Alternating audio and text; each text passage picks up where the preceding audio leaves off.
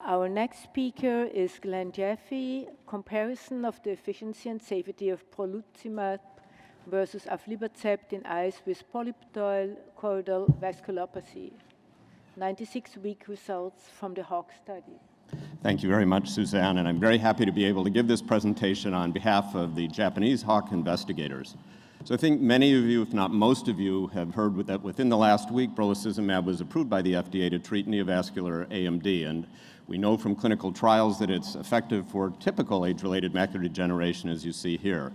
But what happens if you have a patient that comes in and looks like this? So you have these polyps on ICGA with branching vascular networks, and on OCT you see these peaked elevations of retinal pigment epithelium that we just saw in the imaging session. This patient has polypoidal choroidal vasculopathy. This is an important question because it's been reported in up to half of the Asians with AMD, approximately 8 to 13% of Caucasians, and 22% of these may be ranibizumab non-responders.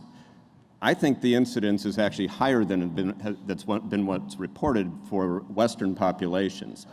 And just to remind you of the HAWK study design, because this was a planned sub-study of the HAWK study, patients received either Brolucizumab at 1 of 2 doses or Aflibercept for a matched phase up through week 16, and then after that, the patients on Aflibercept had every 8-week dosing, while those on Brolucizumab had a default of every 12-week dosing, and then there were disease activity assessments, and if the disease was active, then they dropped down to the every 8-week dosing, and then the final vision was, or the final study endpoint was at week 48.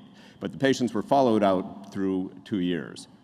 So if you look at the proportion of the Japanese patients in HAWK who had PCV, it was really high, almost 60%. And if you look at the best corrected visual acuity among these patients with the different treatment groups, you see that over time, the visual acuity was very similar among the different treatment groups, and it was about 10.5 to 11.5 visual acuity letter improvements. And I would focus on the 6 milligram dose because that's the dose that has been approved, and you'll notice that in the 6 milligram dose, more than 75% of the patients were able to stay on an every 12-week dosing regimen following that loading dose by week 48, and then by week 96, almost 70% were able to stay on that every 12-week dosing regimen.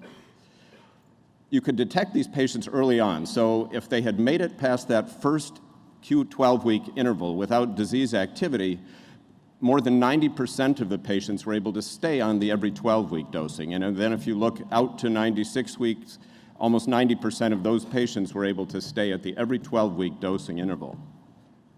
The thickness decreased, the center subfield thickness decreased in all of the groups, a little bit more in the groups treated with Brolucizumab. And if you look at these heat maps, what you're looking at, the density indicates the proportion of patients who have fluid versus those who don't for each of the patients at different points in time. And the main point for subretinal and intraretinal fluid is that there were a higher proportion that had fluid in the Aflibercept group relative to the Brolucizumab groups. And similarly for sub-RPE fluid as well, you'll see a higher density of those red dots.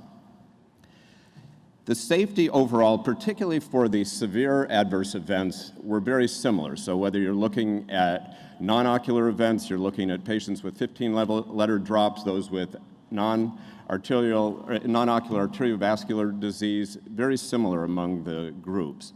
And if you focus in on the ocular safety, very similar, although I would note that these are AEs that are reported by the physician that was treating the patient in the trial. There were 2 patients in the Brolucizumab group that had what was reported as uveitis and 2 that had iridocyclitis.